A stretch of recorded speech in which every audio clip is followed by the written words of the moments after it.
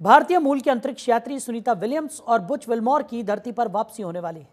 सुनीता और Buch space x के dragon अंतरिक्ष यान से पृथ्वी पर लौटेंगे। दोनों बोइंग के नए स्टारलाइनर कैप्सूल से पिछले साल 5 जून को कैंप कैनवेरल से रवाना हुए थे। वो दोनों 8 दिन के मिशन के लिए ही गए थे, लेकिन अंतरिक्ष यान से हीलियम के रिसाव और वेग में कमी के कारण ये लगभग 9 महीने से अंतरिक्ष स्टेशन में फंसे हुए हैं। आज यान को इंटरनेशनल स्पेस स्टेशन यानी कि ISS से अलग यानी कि अनडॉक किया जाएगा। ड्रैगन का अनडॉकिंग कई चीज़ों पर निर्भर है। इसमें यान और रिकवरी टीम की तैयारी, मौसम, समुद्री स्थितियां शामिल हैं। नासा और स्पेसएक्स क्रू 9 की वापसी के करीब स्प्लैश डाउन स्थान की पुष्टि भी करेंगे।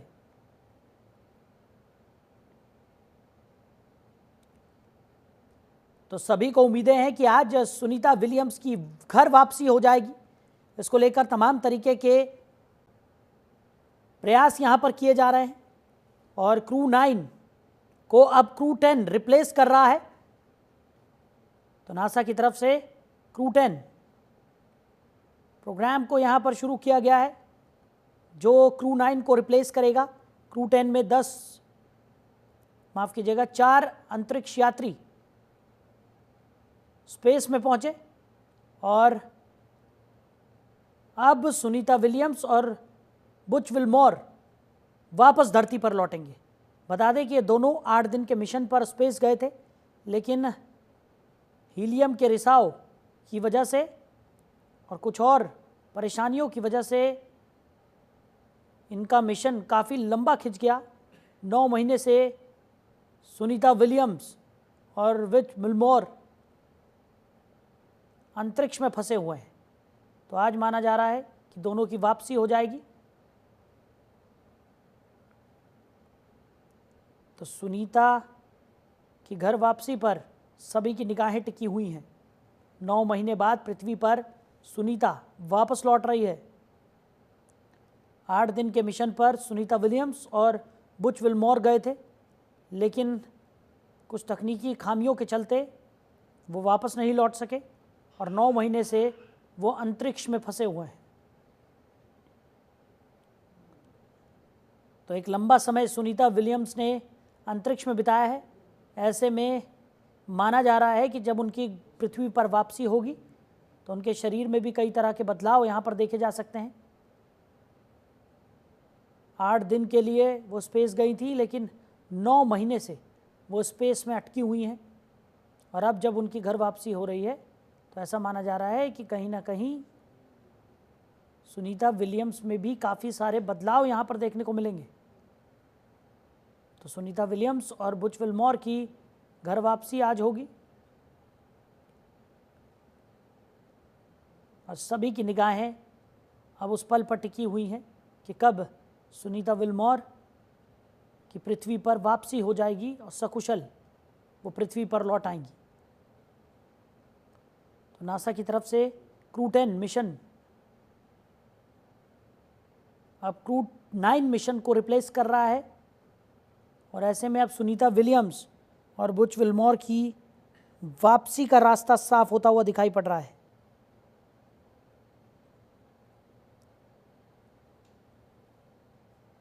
तो लगभग 9 महीने से सुनीता विलियम्स अंतरिक्ष में फंसी हुई है। तो भारतीय मूल की अंतरिक्ष यात्री सुनीता विलियम्स और बुच विल्मोर की धरती पर वापसी होने वाली है। सुनीता और बुच स्पेसएक्स के ड्रैगन अंतरिक्ष यान से पृथ्वी पर लौटेंगे। दोनों बोइंग के नए स्टारलाइनर कैप्सूल से पिछले साल 5 जून को कैप कैनवेरल से रवाना हुए थे। वो दोनों 8 दिन के मिशन के लिए ही गए थे, लेकिन अंतरिक्ष यान से हीलियम के रिसाव और वेग में कमी के कारण ये लगभग 9 महीने से अंतरिक्ष स्टेशन में फंसे हुए हैं। तो आज यान को इंटरनेशनल स्पेस स्टेशन यानी कि ISS से अलग यानी कि अनडॉक किया जाएगा। ड्रैगन का अनडॉकिंग कई चीज़ों पर निर्भर है। इसमें यान और रिकवरी टीम की तैयारी, मौसम, समुद्री स्थितियां शामिल हैं।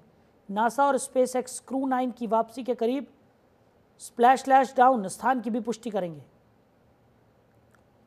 तो ड्रैगन क्रू की खूबियां आपको बता दें, कैप्सूल ने 44 बार स्पेस स्टेशन की यात्रा की है। यह दुनिया का पहला निजी स्पेसक्राफ्ट है। एस्ट्रोनॉट्स और कार्गो लेकर यह आता जाता है। खाली कैप्सूल का वजन 7,700 किलो है। अधिकतम वजन क्षमता 12,500 किलो की है। सुनीता नासा के मिशन पर गई थी। Joint crew flight test mission था। कुछ दिनों बाद धरती पर सुनीता और बुच विल्मोर को वापस लौटना था।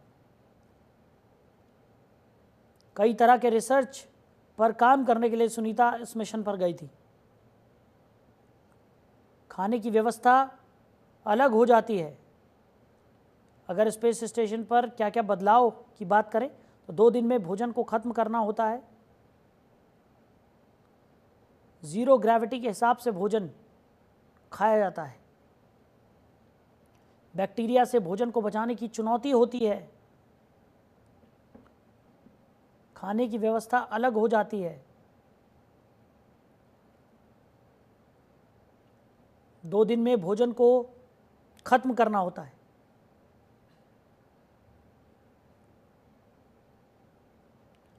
तो कई तरह के बदलाव स्पेस स्टेशन पर होते हैं। खाने को लेकर भी काफ़ी कुछ बदल जाता है। बैक्टीरिया से भोजन को बचाने की चुनौती होती है। अंतरिक्ष यात्रियों को वापस लाने की एक बड़ी चुनौती यहाँ पर है, क्योंकि वापसी में देरी हुई है। बाइडेन प्रशासन को पेशकश दी गई थी, समय से पहले धरती पर वापसी की पेशकश यहाँ पर की गई थी। बाइडेन प्रशासन ने इसकी मंजूरी नहीं दी, तो अंतरिक्ष यात्रियों को लाने की चुनौती बनी हुई है।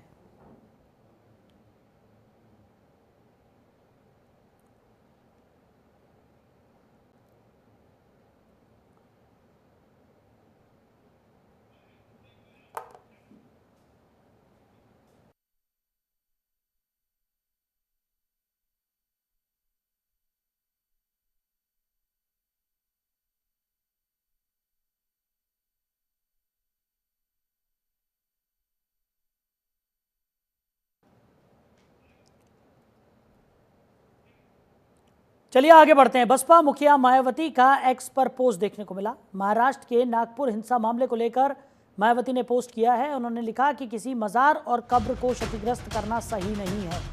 भाईचारा, आपसी सौहार्द और शांति बिगड़ रही है। नागपुर में अराजक तत्वों पर कार्रवाई सरकार करे। तो सरकार ने कार्रवाई नहीं की तो हालात बिगड़ सकते हैं। तो नागपुर हिंसा मामले को लेकर मायावती ने ये पोस्ट किया। मायावती ने इस पोस्ट में लिखा कि अराजक तत्वों पर सरकार कार्रवाई करे, और अगर कार्रवाई नहीं होती है तो हालात बिगड़ सकते हैं। मजार और कब्र को क्षतिग्रस्त करना सही नहीं है, ऐसा मायावती ने पोस्ट किया।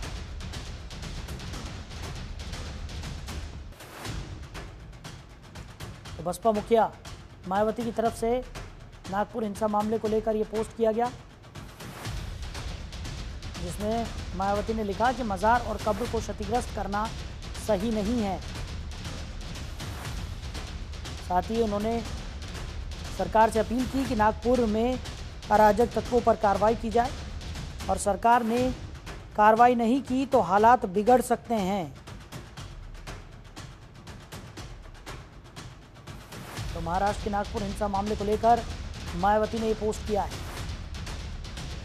उन्होंने लिखा कि किसी मजार और कब्र को क्षतिग्रस्त करना सही नहीं है। भाईचारा और आपसी सौहार्द और शांति बिगड़ रही है। नागपुर में अराजक तत्वों पर कार्रवाई सरकार करे। सरकार ने कार्रवाई नहीं की तो हालात बिगड़ सकते हैं। तो बसपा मुखिया मायावती ने एक्स पर यह पोस्ट किया।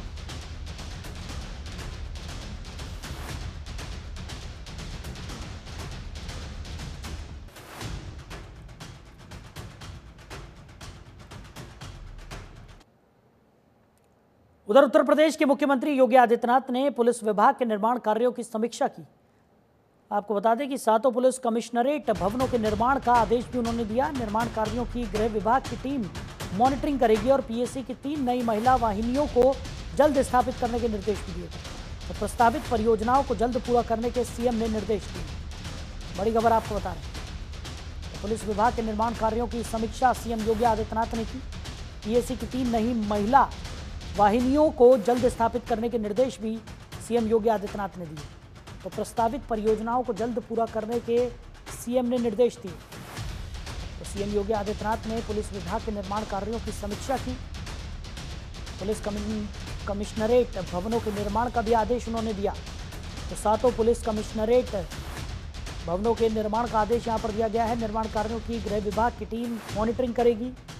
पीएसी की 3 नई महिला वाहिनियों को जल्द स्थापित करने के भी निर्देश दिए गए। तो प्रस्तावित परियोजनाओं को जल्द पूरा करने के सीएम योगी आदित्यनाथ ने निर्देश दिए।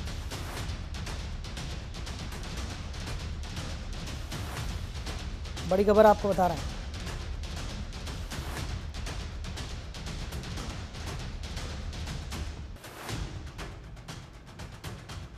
सीएम योगी आदित्यनाथ ने ये निर्देश दिए हैं।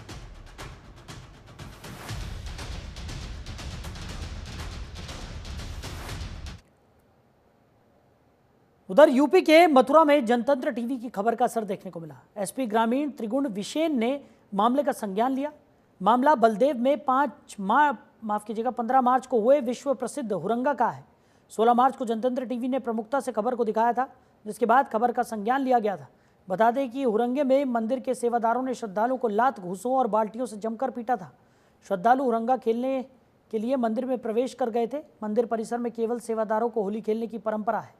तो पुलिस श्रद्धालुओं के साथ बर्बरता, मारपीट करने वालों को चिन्हित कर रही है। पुलिस का कहना है कि श्रद्धालुओं के साथ बर्बरता करने वालों को बख्शा नहीं जाएगा।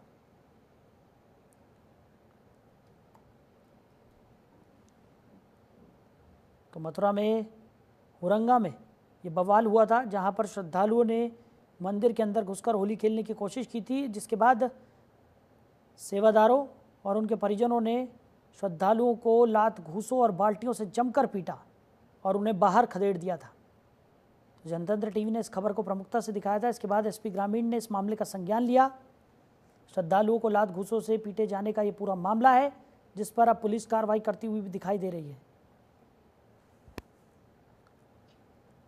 बता दें कि हुरंगा में सेवादार और उनके परिजनों की द्वारा होली खेलने का परंपरा है।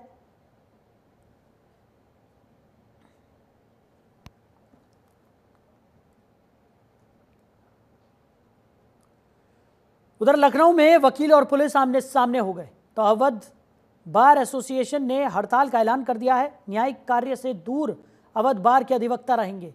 तो विभूति खंड में पुलिसकर्मियों और वकीलों से मारपीट हुई थी और दोषी पुलिसकर्मियों के खिलाफ कार्रवाई की मांग यहां पर की जा रही है। पुलिस की तरफ से वकीलों पर मुकदमा दर्ज किया गया था, जिसे खत्म करने की मांग भी यहां पर की जा रही है। तो एडवोकेट प्रोटेक्शन एक्ट लागू करने की मांग भी हो रही है। मामले को लेकर अवध बार की तरफ से बैठक भी बुलाई गई है। विभूति खंड में पुलिसकर्मियों और वकीलों के बीच मारपीट हुई थी। विभूति खंड में पुलिसकर्मियों और वकीलों के बीच में ये मारपीट हुई थी। न्यायिक कार्य से अब अधिवक्ता अलग रहेंगे। दोषी पुलिसकर्मियों के खिलाफ कार्रवाई की मांग यहां पर अधिवक्ता कर रहे हैं। पुलिस की तरफ से वकीलों पर दर्ज मुकदमा खत्म करने की भी मांग यहां पर की जा रही है।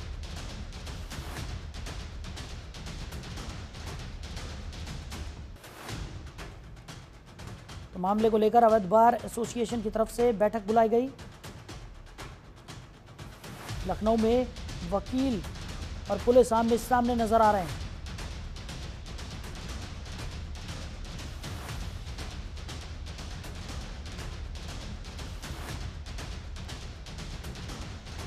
तो अवध बार एसोसिएशन की तरफ से मांगे रखी गई हैं, जिसमें संबंधित पुलिसकर्मियों के खिलाफ कार्रवाई, साथ ही साथ पुलिस ने जो मुकदमा अधिवक्ताओं पर दर्ज किया है उसे वापस लेने की मांग यहां पर रखी गई है। इसको लेकर एक बैठक भी अवध बार एसोसिएशन ने बुलाई।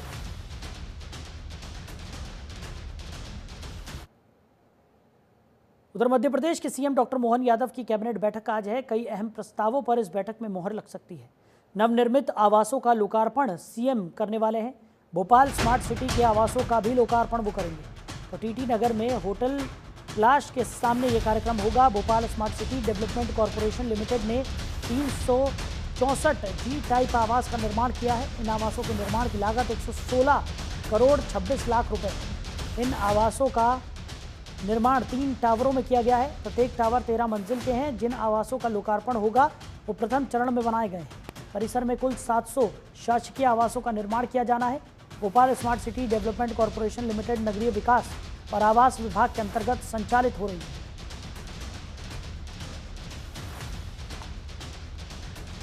तो आज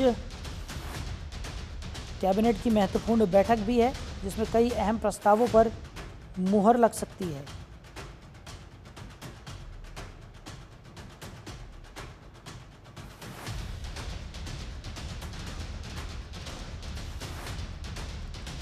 बड़ी खबर आपको बता रहा है।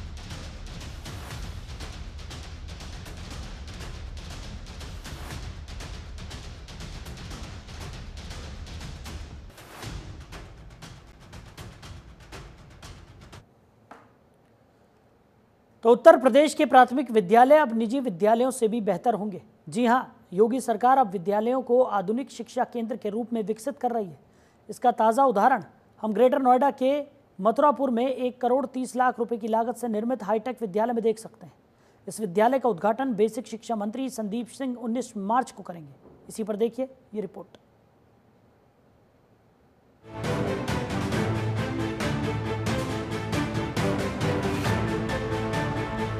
ये हवादार कमरे, शानदार स्ट्रक्चर, बच्चों के बैठने के लिए ये बेहतरीन बेंच, डिजिटल लर्निंग के लिए एलईडी टीवी, परिसर के अंदर मन लुभावन पेड़ पौधे और सुरक्षा के लिए गेट और बाउंड्री वॉल।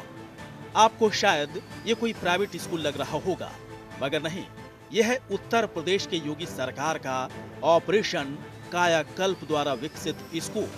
जी हाँ, इस स्कूल में आधुनिक शिक्षा को बढ़ावा देने और बच्चों को वैश्विक प्रतिस्पर्धा के लिए तैयार करने के मकसद से स्मार्ट क्लासरूम, डिजिटल बोर्ड, प्रयोगशालाएं, समावेशी शिक्षा सुविधाएं और स्वच्छता और साथ ही स्वास्थ्य प्रबंधन को विशेष रूप से शामिल किया गया है।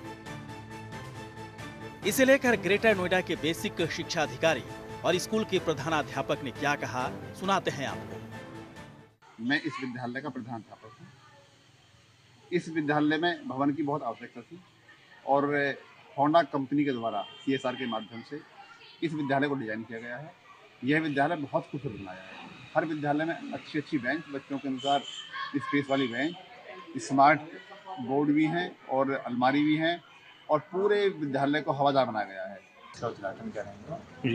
ये CSR के अंतर्गत होंडा पावर लिमिटेड ने इसका निर्माण कराया है, जिसके अंतर्गत लगभग 1.5 करोड़ रुपए राशि का वहन किया गया है।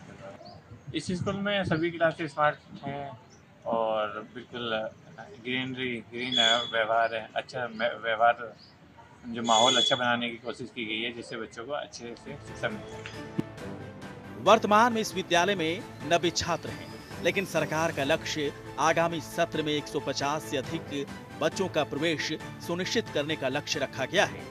योगी सरकार की इस पहल से अब सरकारी विद्यालय भी निजी स्कूलों की तरह हर सुविधाओं से लैस हो रहे हैं, जिससे छात्रों को समान अवसर मिल सके। योगी आदित्यनाथ की विजन को बेसिक शिक्षा मंत्री संदीप सिंह पूरा करने में कोई कसर नहीं छोड़ रहे हैं। ग्रेटर नोएडा के मथुरापुर में 1 करोड़ 30 लाख रुपए की लागत से निर्मित हाईटेक विद्यालय ये दर्शा रहा है कि उत्तर प्रदेश में शिक्षा व्यवस्था नए आयाम गढ़ रही है। ब्यूरो रिपोर्ट, जनतंत्र टीवी। तो यूपी के सरकारी स्कूल अब निजी स्कूलों को भी टक्कर देते हुए नजर आएंगे। सरकार की तरफ से लगातार ये प्रयास किया जा रहा है कि सरकारी स्कूलों को इस तरह से बना दिया जाए कि लोग ज़्यादा से ज़्यादा वहाँ पर अपने बच्चों का दाखिला कराएं और बच्चों को भी बेहतर शिक्षा यहाँ पर सरकारी स्कूलों में मिल सके। क्योंकि अमूमन देखा जाता है कि लोग निजी स्कूलों में अपने बच्चों का दाखिला कराते हैं क्योंकि सरकारी स्कूलों में उस तरीके की व्यवस्थाएं नहीं होती, उस तरीके की सुविधाएं नहीं होती। लेकिन अब सरकार इस प्रयास में जुटी हुई है कि सरकारी स्कूलों को हाईटेक किया जाए ताकि जो फैसिलिटीज़ निजी स्कूलों में मिलती है वो अब सरकारी स्कूल में भी मिले और इसी के चलते जो ज़्यादा से ज़्यादा अभिभावक हैं वो अपने बच्चों का दाखिला अब सरकारी स्कूल में भी करा पाएँ। तो इसी के साथ इस बुलेटिन में मेरे साथ इतना ही। आप बने रहिए और देखते रहिए जनतंत्र टीवी।